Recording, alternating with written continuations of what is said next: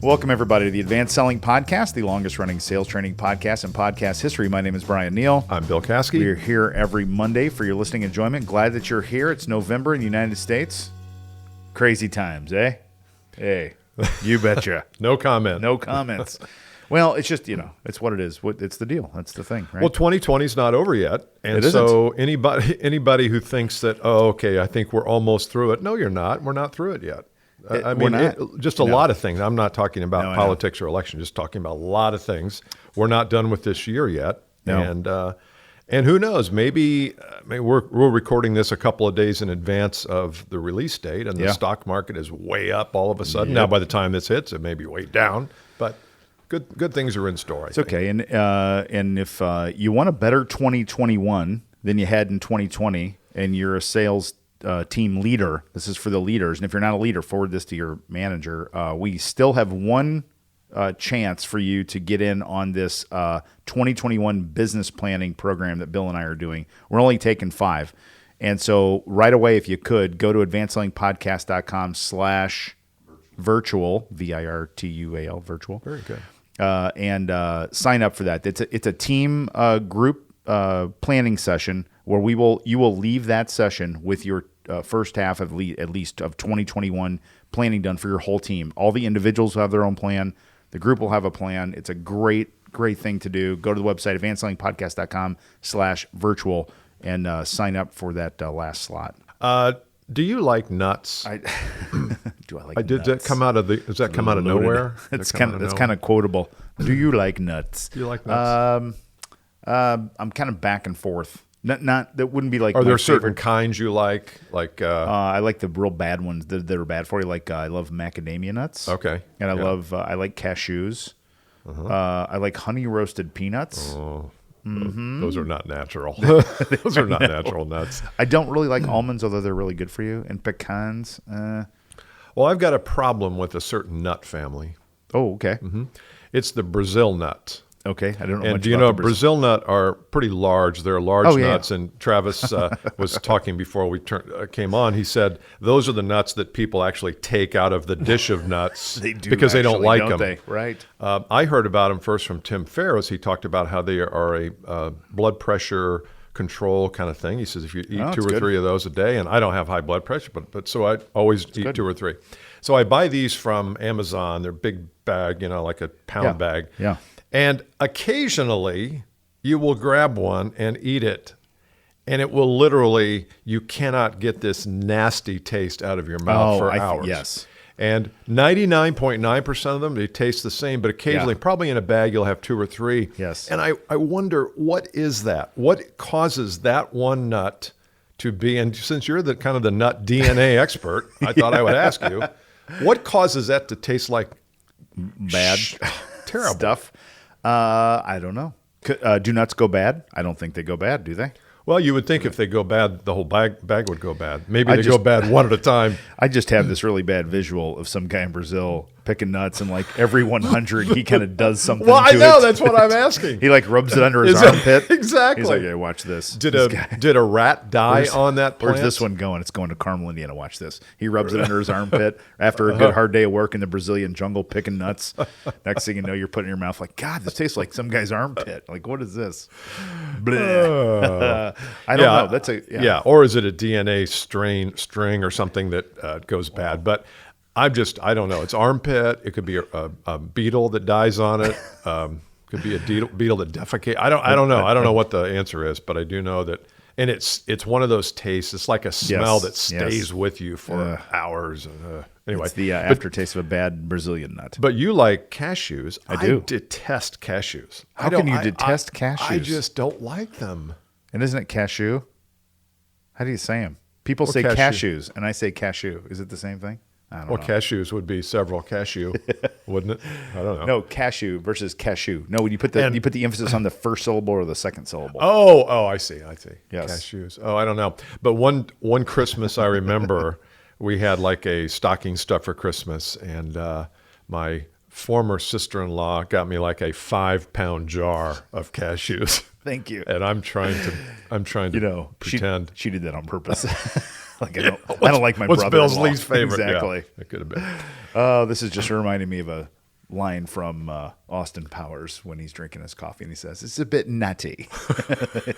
Travis is laughing. He likes that one. It's a bit nutty. If you've watched Austin Powers, you know what scene I'm talking about. It's really bad. Okay. Topic today. So sometimes when Brian and I get ready to do an episode, we will talk about the topic and we'll kind of work through 3 or 4 things each. We never talk to each other about what we're going to do. That's why sometimes we have the same thing, sometimes we don't. Yep. This one, I just told Brian when we walked in here, I said, I want to introduce a topic to you we've never talked about before in the way we're going to talk about it. And I don't want to do any kind of pre-show work. So here it is. You know that we have done in the Insider, and we've done webinars on it, and I know you work with your clients, I work with my clients on this whole idea of messaging. How do we craft our message so that when we go into a prospect's office or we go into the market, our message is cohesive and coherent, and it works, and there's a story behind it, and it focuses from the prospect's perspective versus our perspective. We do all those things. Yeah. But I think there's a whole different level of importance of messaging, and I think it is about us.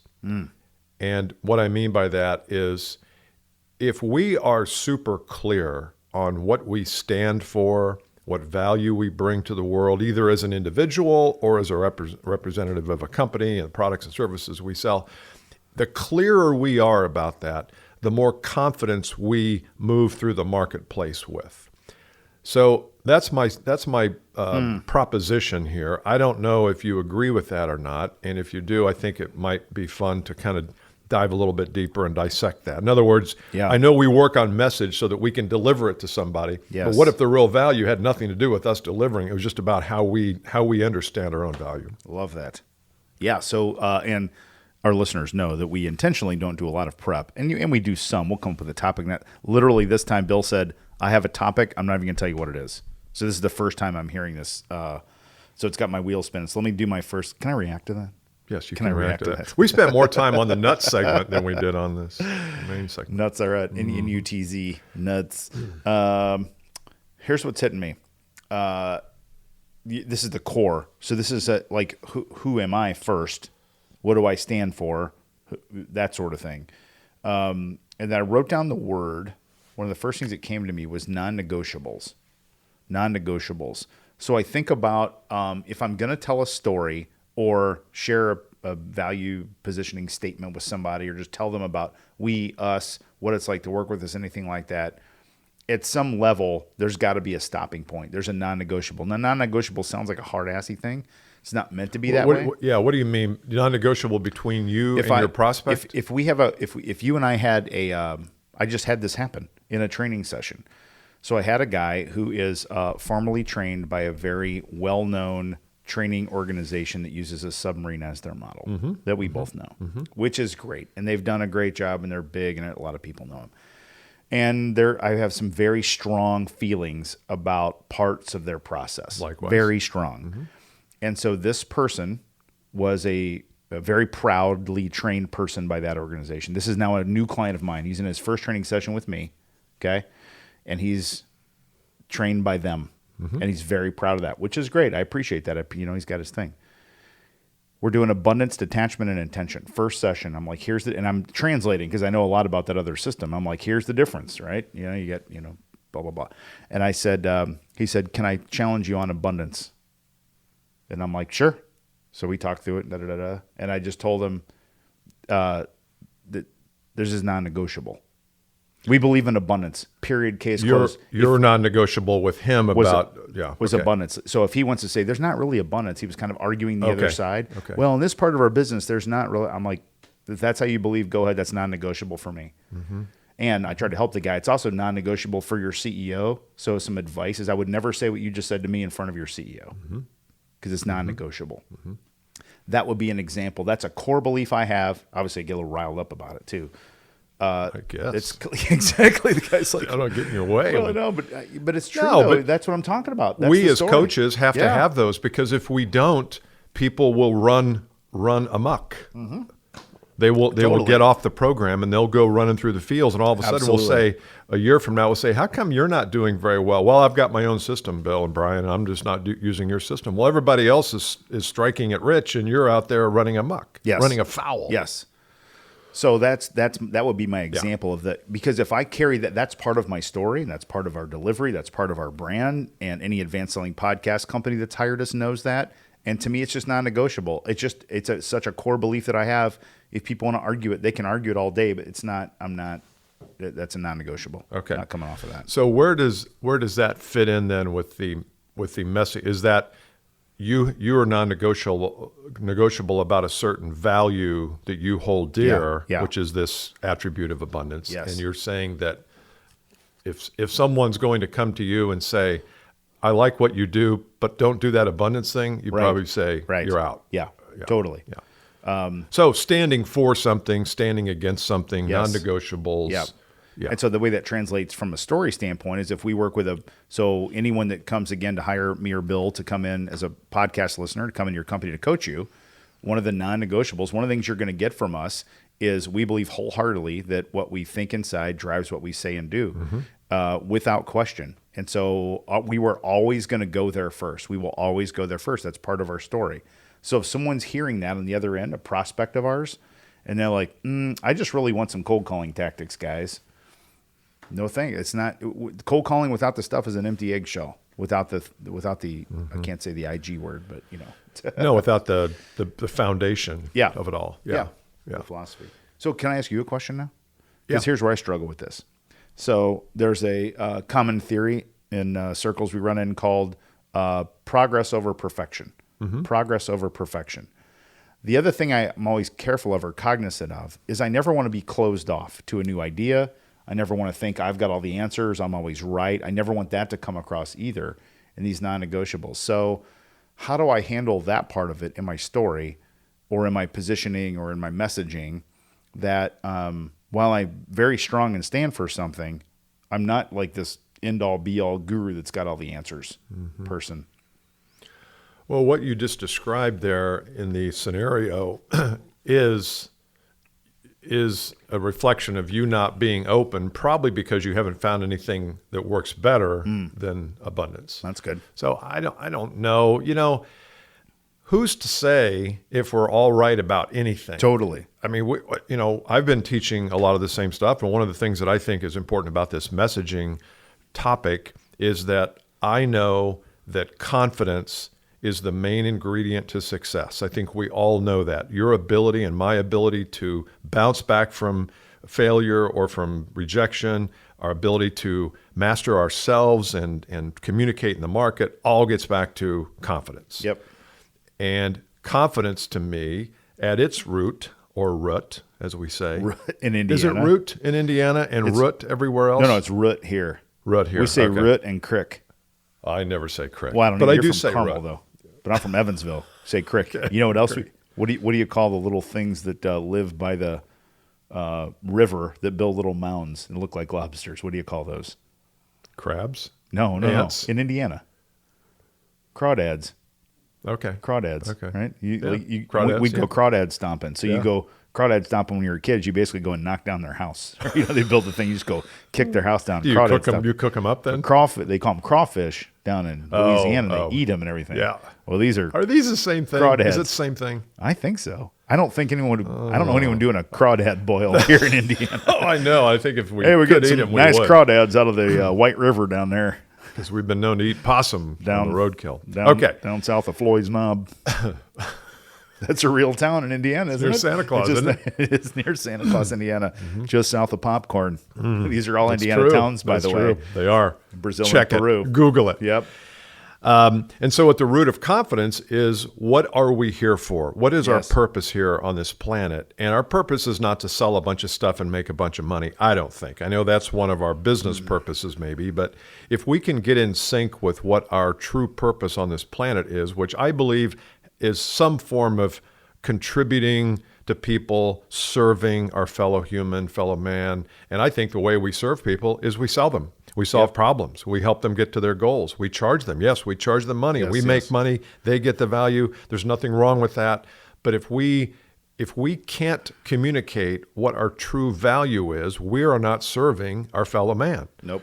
So I think it gets back to, do we really understand the value that we bring? Do we really believe that if someone does business with us instead of doing business with competitor B, that they're going to have a better experience? Or deep down, do you say, you know what, really, it's all the same. It's all the same stuff. Yeah, we're just an Amazon store. We're just shipping stuff from wherever. But I think most of the people in the B2B world who listen to us, there is a difference. There is. And is it distinguishable enough? Are you unique? Do you believe in your value? And if you don't, figure out a way to embrace that belief. Yeah. What if you don't? What if you look at your company and the product you represent, and you're like, I don't think I believe in this thing. It's an interesting idea. So I was thinking on the way over here, if you work for someone and they say, hey, Bryan, we've got 1,000 of these units to sell in the next 30 days. Now, they're defective.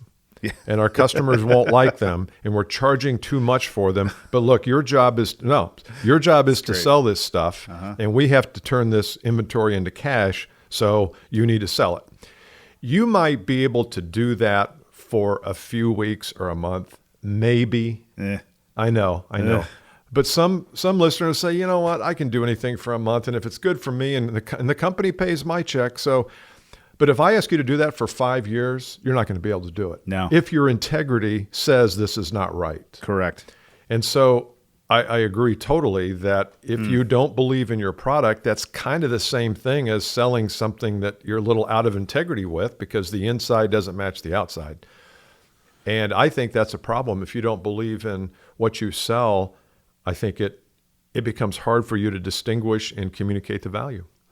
That's just so true. And I hope that if you're listening to this, that your brain is spinning around that, because you really have to examine this, where you are. And that's a spectrum, right? That belief in the good that whatever you sell, what the belief in what the good it does for other people and businesses and companies, and also then the belief in the value that you being involved in it adds to the mix.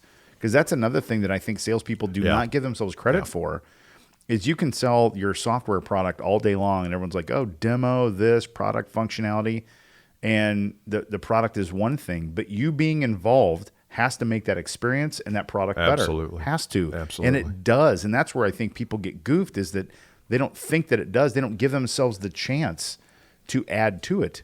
Even our friend Aaron at Chronologic, he does that video stuff. That's just like extra stuff that he's teaching, you know what I mean? And he could teach other people. That's just extra stuff. That's not what his product does at all. It's very valuable to others. Even just reporting stuff, even reporting tools and things. Like you gave a great example on the last Insider call. We had a great Insider call last Friday, by the way. If you haven't joined Insider, there's a little plug for you. You need to be in that group, because even the equipment list to buy when people are doing video, you got to sell by video these days, and people don't know what to do. And that's value. You're not in a video equipment salesperson, but you giving that information makes you more valuable to say, Bill being in my life is massively valuable, because the guy brings me info that I don't get without him. And salespeople just flat out miss that sometimes. You mean they miss it when it comes to how they serve their clients, or they miss the fact that they can bring value outside of the product they represent? I think both. Okay. I think both. Because if you say all I do is sales coaching, that's all I do. That's all I do.